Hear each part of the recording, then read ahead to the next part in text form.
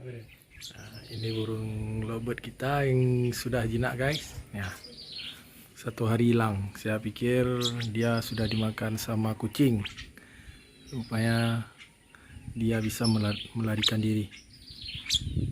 Ya, ini dia guys, burung lovebird kita yang sudah jinak.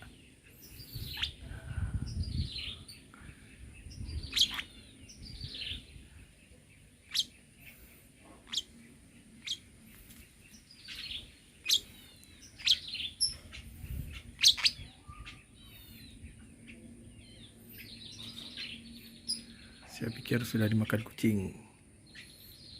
Ini dia lovebird kita ya.